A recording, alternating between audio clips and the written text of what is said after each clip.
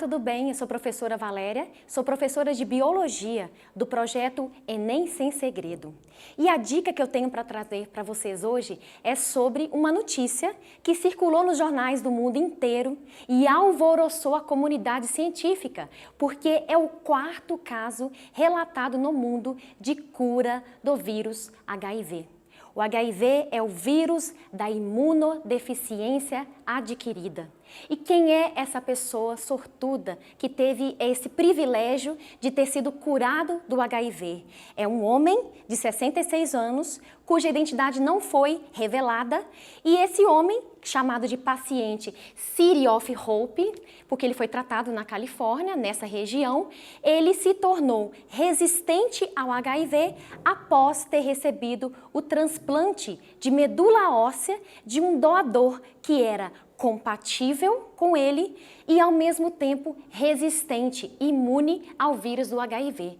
Para a gente entender melhor do que se trata essa resistência ao vírus do HIV, que algumas poucas pessoas no mundo naturalmente possuem, a gente precisa voltar ao ciclo de infecção do vírus do HIV. Bom, aqui eu tenho uma imagem ilustrando as etapas desse ciclo de infecção viral. O vírus do HIV, que é o vírus da imunodeficiência adquirida, ele causa uma doença chamada de AIDS. Esse vírus, para ele infectar as células humanas, ele precisa fazer primeiro um reconhecimento de qual é a célula-alvo que ele será capaz de infectar. E a célula-alvo humana que ele infecta é chamado de linfócito TCD4.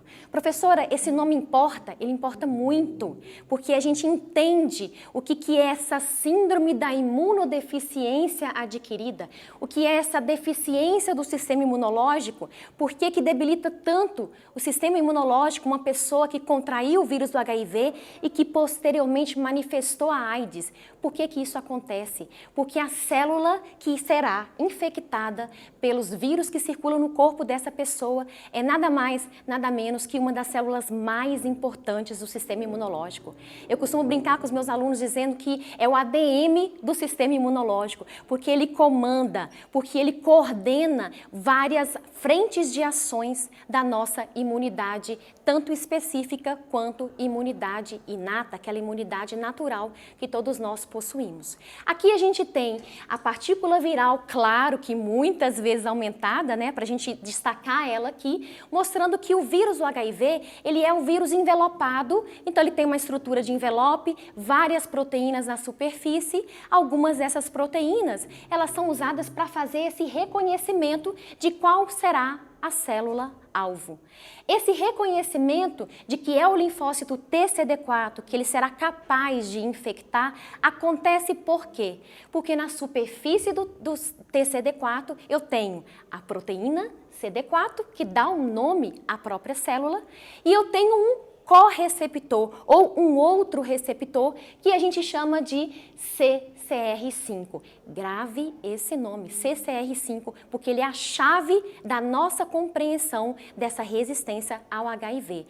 Esse primeiro momento aqui a gente chama de reconhecimento, em que o vírus do HIV reconhece que é essa célula que ele será apto a infectar. Um segundo momento, o que a gente tem? Nós temos a adesão, em que ele aproxima da membrana da célula do linfócito TCD4. Pois bem, houve esse reconhecimento aqui que nós mencionamos, e aí qual que é a próxima etapa? O vírus ele vai entrar. E como que ele entra? Ele entra através de um mecanismo que a gente chama de fusão de membranas. A membrana do envelope, a estrutura do envelope do vírus se funde à membrana da própria célula do linfócito TCD4, e aí entra a estrutura interna do vírus, que é representada pelo capsídeo, as duas moléculas de RNA, ele é um vírus de RNA, na verdade ele é mais do que isso, né? Ele é um retrovírus e já vem um pacote completo, porque vem algumas proteínas também aqui presentes que são importantes para dar sequência ao ciclo viral. Que proteínas que são essas? A transcriptase reversa e a proteína integrase. E o que vai acontecer? Bom, a transcriptase reversa, ela vai fazer uma transcrição reversa. E o que é isso? A partir das moléculas de RNA do próprio HIV, ela vai produzir moléculas dupla fita de DNA viral. Ao produzir esse DNA viral, a proteína integrase, ela vai integrar esse DNA viral na molécula de DNA presente no núcleo da própria célula hospedeira que foi invadida pelo vírus. Uma vez passado esse período, que é um período de incubação, há um estímulo para a produção de novas moléculas de RNA do vírus e haverá a produção de proteínas virais, a montagem desse vírus e a saída desse vírus por brotamento. Bom, agora vamos falar um pouquinho sobre todo esse procedimento que levou à imunidade ao HIV no paciente que estava com leucemia. Esse paciente, ele estava com HIV desde a década de 80 e recentemente ele descobriu um câncer sanguíneo que é a leucemia. O tratamento convencional que é feito para tentar você eliminar esse câncer do corpo da pessoa é através do transplante de células-tronco de um doador que seja compatível, saudável, que possa doar as células-tronco para fazer uma substituição nas células-tronco presentes na medula óssea dessa pessoa com câncer. E por que isso? Porque a célula-tronco, pessoal, ela possui células indiferenciadas, células que têm a potencialidade de se multiplicar e dar origem a todas as células do sangue, inclusive as células de defesa do organismo. Preste atenção que isso é importante. Esse doador compatível geneticamente com o paciente, ele foi encontrado. E ele não era só compatível geneticamente, ele também era naturalmente resistente, naturalmente imune ao HIV. E de onde vinha essa resistência? Do próprio DNA desse doador, que possuía uma mutação no gene CCR5, o gene que codifica que proteína?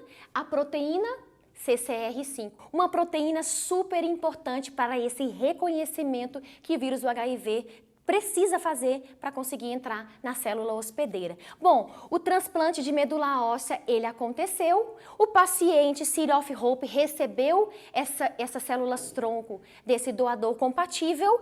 Passado 17 meses, o que nós temos hoje, pessoal? A comunidade científica, a comunidade médica relatou que esse paciente ele foi curado do câncer e também ele teve uma remissão do vírus do HIV. O que isso significa? Que não se detecta mais o vírus circulando no corpo dessa pessoa. Conclusão, esse paciente ele foi curado do câncer e curado do HIV. Não é maravilhoso isso, pessoal? Agora a pergunta que não quer calar, como que isso pode cair na sua prova do Enem? Bora resolver uma questão da FUVEST de 2020 para a gente saber como que isso pode ser cobrado na sua prova?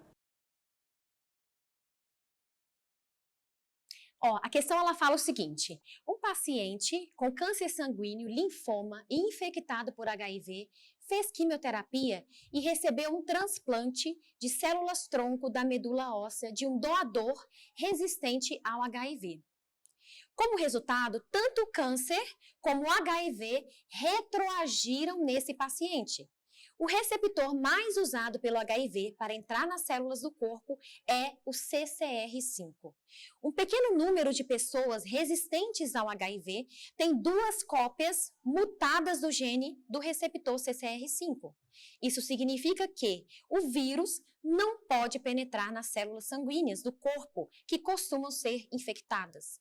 O paciente recebeu células-tronco da medula óssea de um doador que tem essa mutação genética específica, o que fez com que também ficasse resistente ao HIV. Então, um pequeno texto introdutório de uma reportagem da BBC que saiu em 2019. A terapia celular, aqui o texto se refere, que terapia que é essa? Nós estamos falando do transplante de células da medula óssea, nesse caso específico, considerando células-tronco da medula óssea de um doador resistente ao HIV. Essa terapia, o que ela vai fazer? Letra A, permitirá que eventuais futuros filhos do paciente transplantado também possuam células resistentes à infecção pelo HIV. Pessoal, isso não vai acontecer. E por que não vai acontecer? Por um motivo óbvio.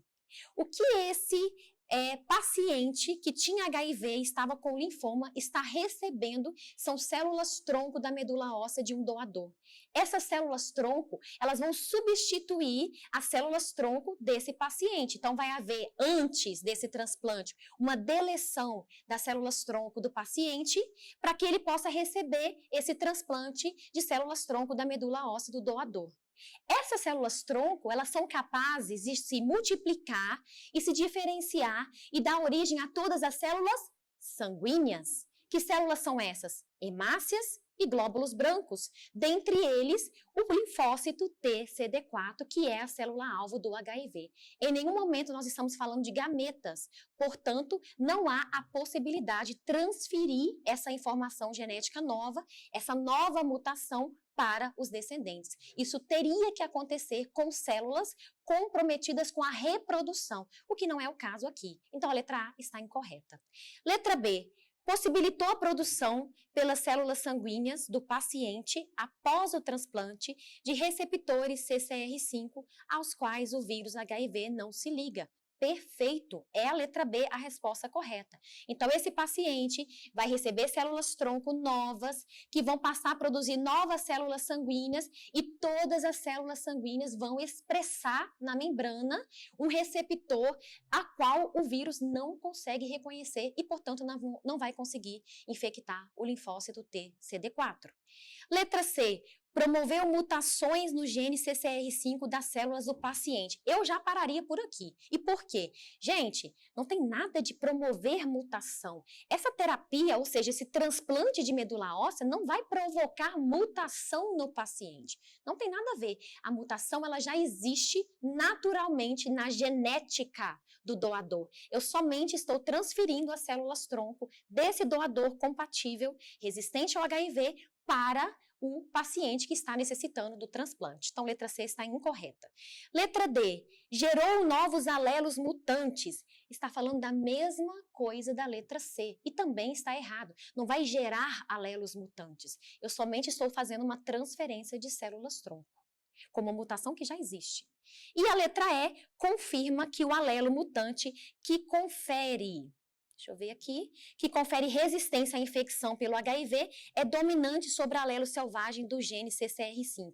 Nós não temos nada, nenhuma informação adicional sobre a genética por trás da determinação desse gene CCR5. O que a gente pode supor é que a frequência desse alelo na população, ela é baixa. Por quê? Porque essa resistência ao HIV é raro na população humana. Algumas poucas pessoas são identificadas com essa resistência. Portanto, a letra E também está incorreta. Bom, feito isso, pessoal, eu quero dizer para vocês que fiquem atentos aos próximos vídeos desse projeto. Se esse vídeo foi relevante para você, compartilhe com seus amigos. Curta essa página, acompanhe os novos trabalhos que aparecerão para você. Eu tenho certeza que você tem muito a ser beneficiado com esse projeto. Eu espero que você tenha gostado. Comente aí embaixo qual é o próximo tema de biologia que você gostaria que a gente trouxesse de dica para você.